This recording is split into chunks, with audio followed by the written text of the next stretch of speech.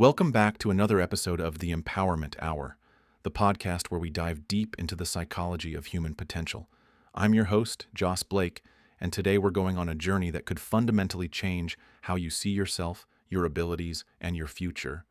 Picture this for a moment. Imagine if there existed a magical switch, just one simple switch, that could completely transform the way you perceive every challenge, every struggle, every moment of judgment, and every trial in your life. Instead of seeing obstacles, you'd see valuable feedback.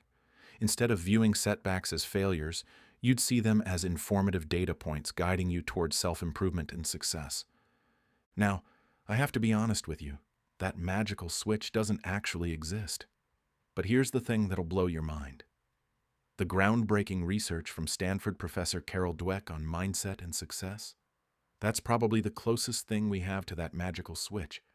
And here's what's even more incredible. You already have access to it. You've always had it. You just might not know how to flip it yet. Today we're going to explore how your mindset, the very lens through which you view the world, can either trap you in limitation or catapult you toward extraordinary achievement.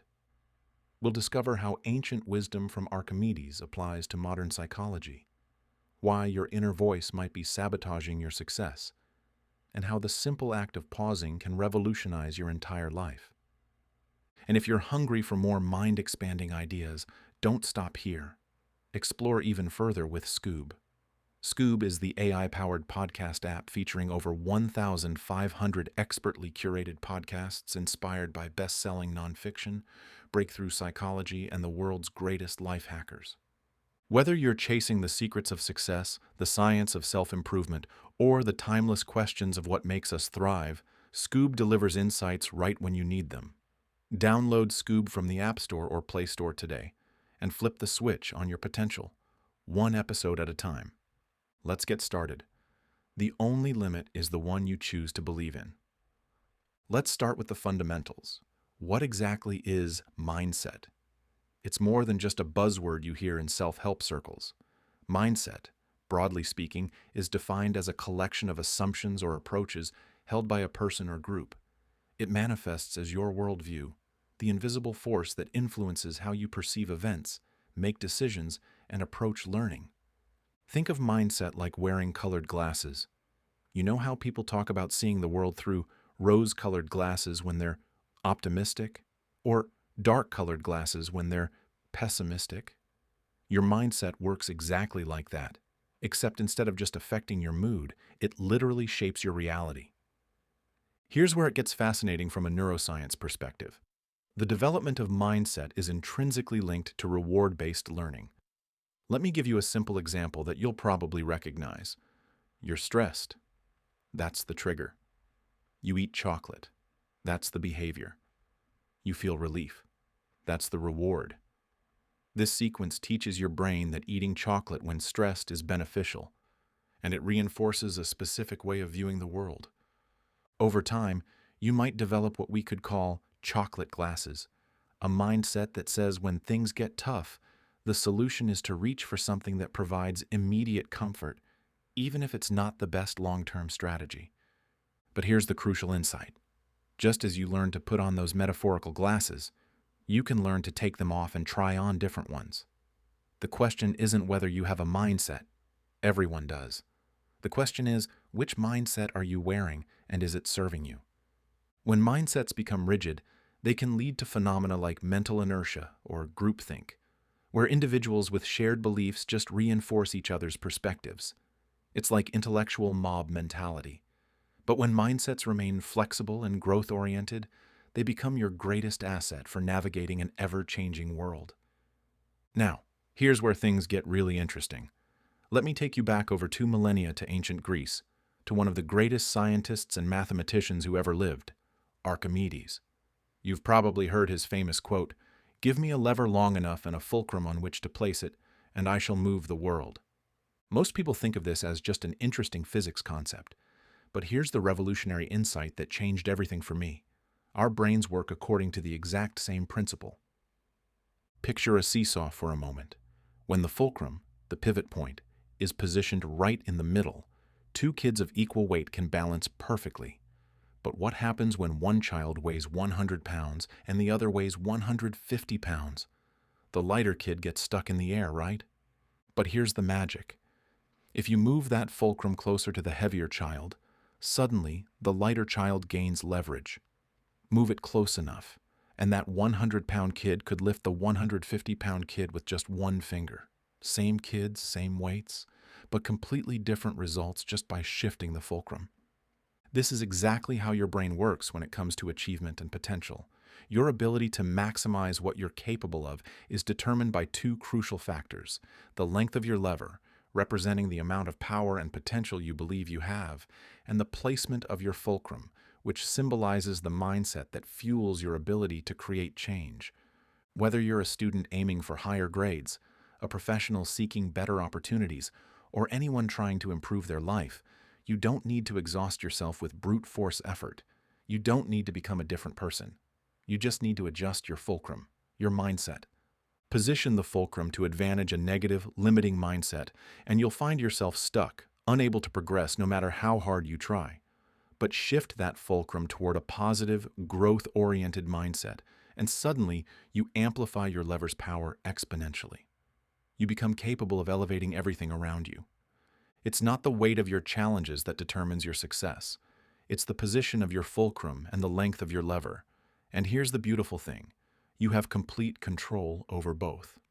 This brings us to one of the most important discoveries in modern psychology: the distinction between fixed and growth mindsets.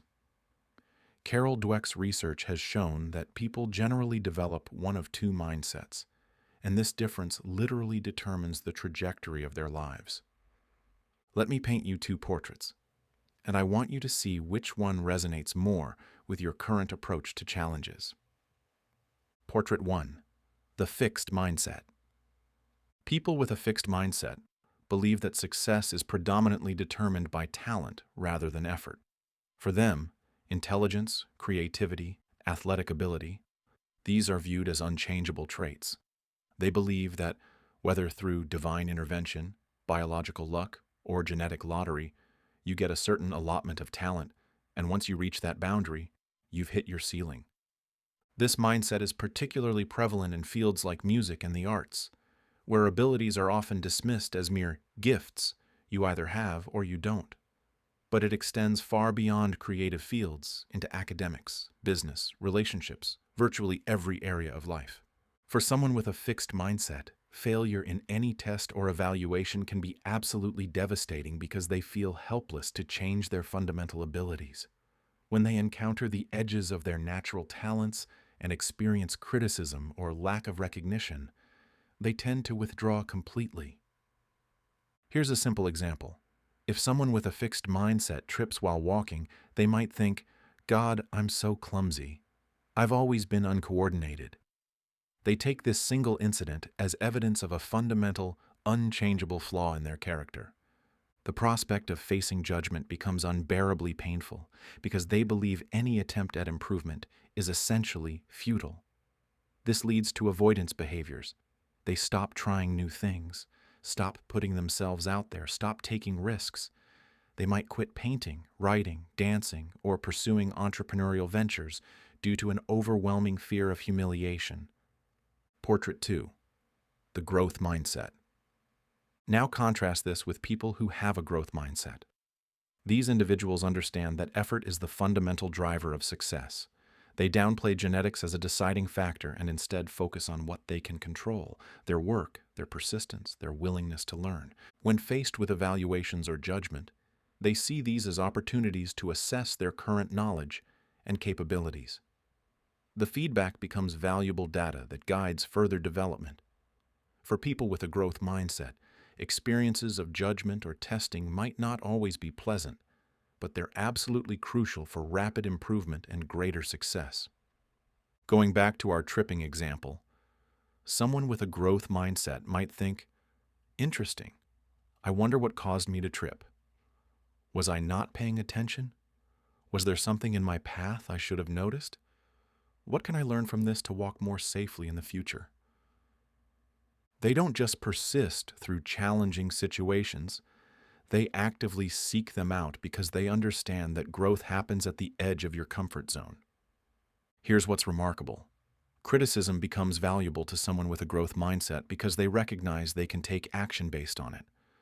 They develop what we might call judgment resilience, the ability to receive feedback without it destroying their sense of self-worth. The parenting revolution. Now here's where this gets really practical and important. The language we use, especially with children but also with ourselves, can actually shape which mindset develops. Consider these two responses to a child's achievement. Version 1. "Oh, sweetie, that painting is so beautiful. You're so talented." Or, "Great job on that math test. You've got a real gift for numbers." Version 2. "I'm so proud of how hard you worked on that painting. I can see all the effort you put into mixing those colors." Or, "Great job on that math test.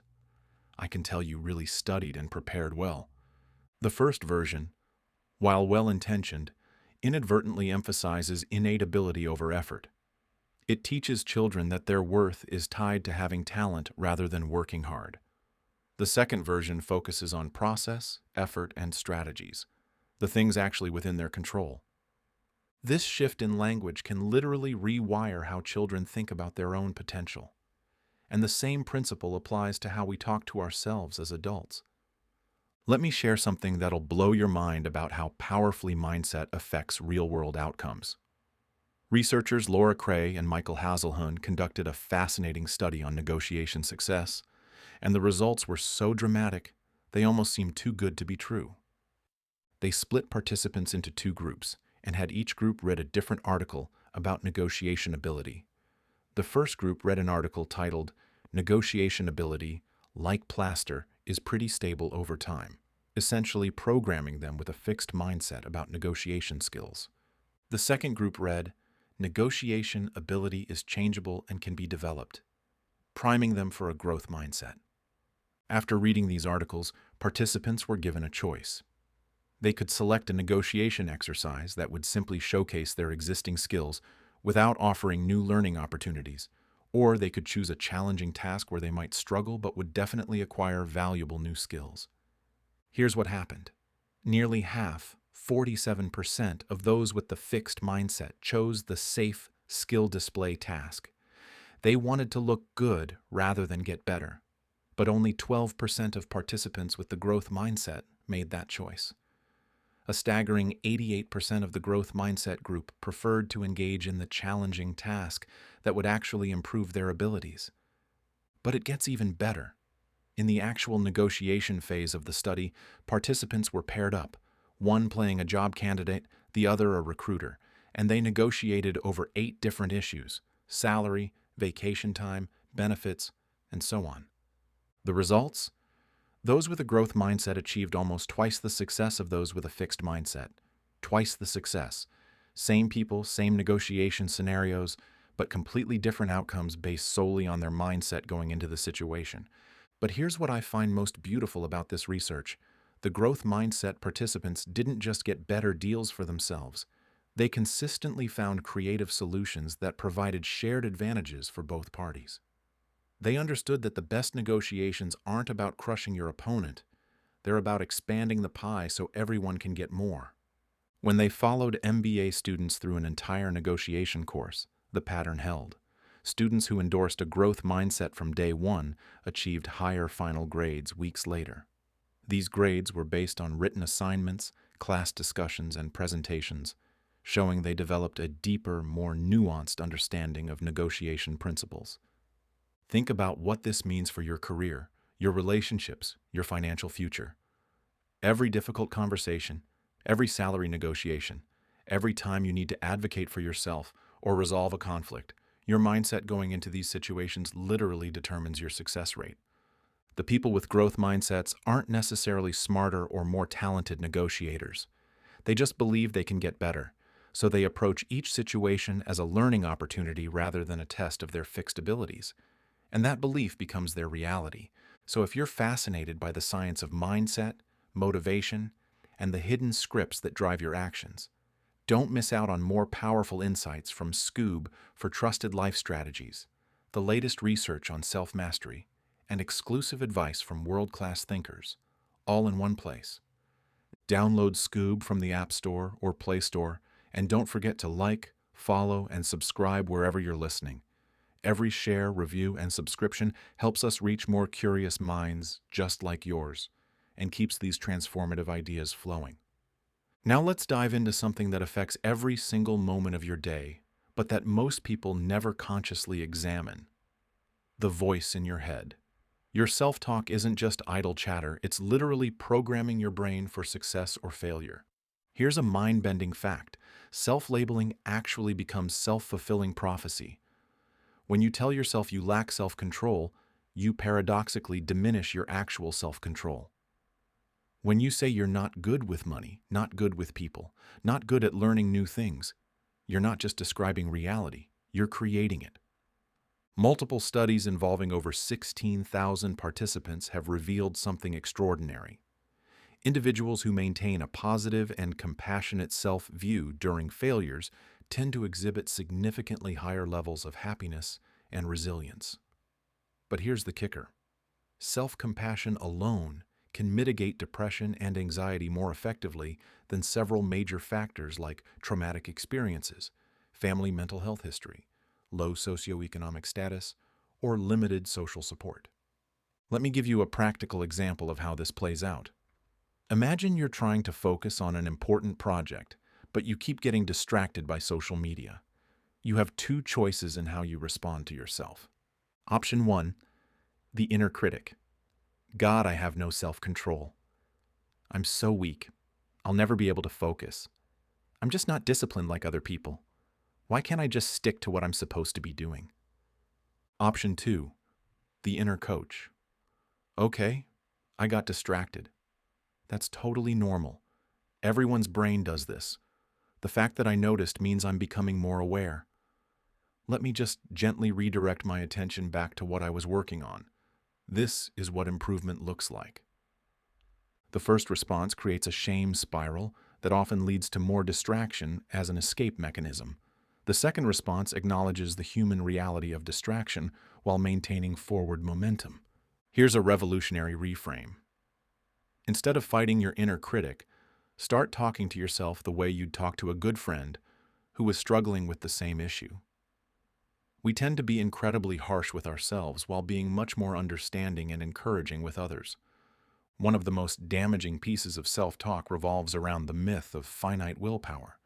You know that feeling when you say, "I've used up all my willpower for the day"? That belief itself becomes the limitation. Research shows that when people believe willpower is finite and can be exhausted, they actually do experience decreased self-control after exerting effort. But when people believe willpower is not finite, that it's more like a muscle that gets stronger with use, they maintain much higher levels of self-control throughout the day. This isn't just positive thinking. It's a fundamental shift in how you understand your own capabilities. When you stop describing yourself as inherently lacking in self-control, you stop reinforcing that limiting belief system. Practical self-talk strategies. Here are some powerful reframes you can start using immediately. Instead of, "I failed again," try, "I'm learning what doesn't work."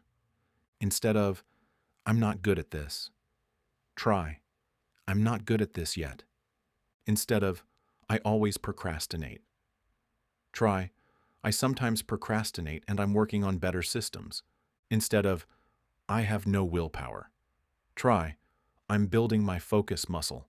The word "yet" is particularly powerful because it acknowledges current reality while keeping the door open for future growth. When a high school in Chicago started giving students a grade of "not yet" instead of failing grades, it completely changed how students viewed their academic journey. Instead of seeing themselves as failures, they saw themselves as learners in progress. That simple shift from "I failed" to "I haven't succeeded yet" can transform your relationship with challenges, setbacks, and the entire process of growth. In our hyper-connected, instant response world, there's one skill that can completely revolutionize your relationships, your decision-making, and your emotional well-being. It's deceptively simple, completely free, and yet most people never develop it. That skill is the power of the pause. Let me challenge you to try something this week. I want you to become a detective of your own emotional reactions. Carry a small notebook or use your phone to record instances when you feel defensive, irritable, or inflexible. Document what triggered these reactions and note your immediate responses.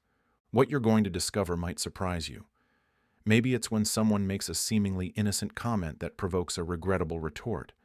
Maybe it's something in your environment, a messy kitchen, a crowded commute, that sets you off. Maybe it's a social media post that triggers an emotional upheaval, and you find yourself typing out an angry response. By the end of the week, review your notes. Look for patterns. What are your recurring triggers? What situations consistently pull you into reactive mode? There's tremendous power in that brief but significant intermission between what happens to you and how you respond. In that space lies your freedom, your growth, your ability to choose who you want to be rather than simply reacting based on old patterns. We live in an era where immediate response is not just expected, it's rewarded. Social media algorithms favor quick engagement. Email culture expects rapid replies. We're constantly being trained to react faster, respond quicker, jump into conversations without fully understanding the context. But here's what's happening when we operate in constant reaction mode. We're making decisions based on our first emotional impulse rather than our deeper wisdom. We're posting symbolic images without reading the articles. We're passing judgment without fully listening. We're responding to emails while triggered rather than when we're clear-headed. When you feel that urge to unleash a critical tweet, fire back an email response, or react defensively to feedback, that's exactly when the pause becomes most valuable. Instead of following your first impulse, try this. Take a breath. Ask yourself, what am I really responding to here? What do I actually want to accomplish with my response? If my best friend were in this situation, what would I advise them to do? If you need more clarity, ask a follow-up question instead of making an assumption. Keep professionalism and grace in your tone, even when, especially when, you don't feel like it. This approach might take more time initially, but the results are usually more comprehensive and considerate for everyone involved. Plus, you avoid those moments of regret where you wish you could take back what you said or wrote in the heat of the moment. Here's what's beautiful about developing this pause practice. It's contagious. As you increasingly adopt this approach, people in your circle of influence start to notice. They see someone who responds thoughtfully rather than reactively, and it gives them permission to slow down too. You become a model for a different way of engaging with the world, one that's more intentional, more considered, more aligned with who you actually want to be, rather than who you are when you're triggered. But the pause isn't just about avoiding reactive responses. It's also an opportunity to engage with interests and activities you've been curious about, but haven't pursued. Those moments when you would normally be scrolling social media or firing off quick responses, those can become moments of growth. Maybe you use that time to read a few pages of a book that's been sitting on your shelf. Maybe you work on a creative project, learn a new skill, or simply sit quietly and let your mind process the day.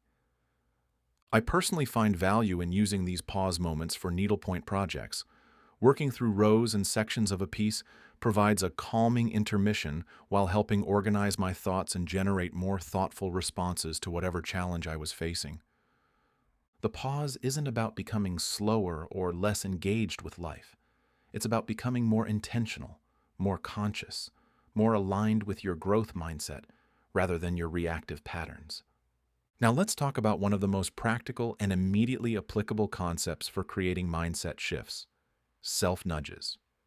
These are slight adjustments to your behavior or thinking that yield immediate psychological and behavioral improvements.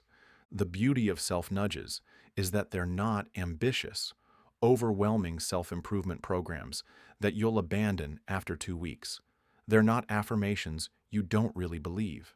Instead, they align with your natural tendencies and bridge the gap between where you are now and where you want to be without presenting daunting challenges. Think of self-nudges as taking baby steps, but baby steps with the power of compound interest. These small changes accumulate over time to create significant transformations. Because the changes feel manageable and genuine, they tend to endure longer and naturally reinforce themselves. Here's a perfect example of a simple self-nudge with profound implications. Remember that high school in Chicago that Carol Dweck talked about? Instead of giving students failing grades, they received a grade of not yet. Think about the psychological difference between these two pieces of feedback. You failed this test versus you haven't mastered this material yet. The first statement implies a fixed condition. You are a failure. The second implies a temporary state on a learning curve with a clear vision for future improvement. You can apply this same principle to your own self-talk immediately. Instead of saying, I'm bad at public speaking, try, I'm not skilled at public speaking yet. Instead of, I can't understand this, try, I don't understand this yet. That simple word, yet, transforms a fixed statement into a growth-oriented one. It acknowledges current reality while keeping the door open for future development. Here's another powerful self-nudge. Shift your internal celebration from outcomes to processes. Instead of only acknowledging yourself when you achieve a final result, start recognizing the effort, strategies, persistence, and improvement you demonstrate along the way. When you do well on a presentation, instead of thinking, I'm naturally good at this, try, I prepared well and practiced my delivery. When you have a productive day, instead of, I'm so efficient, try, I used good time management strategies today.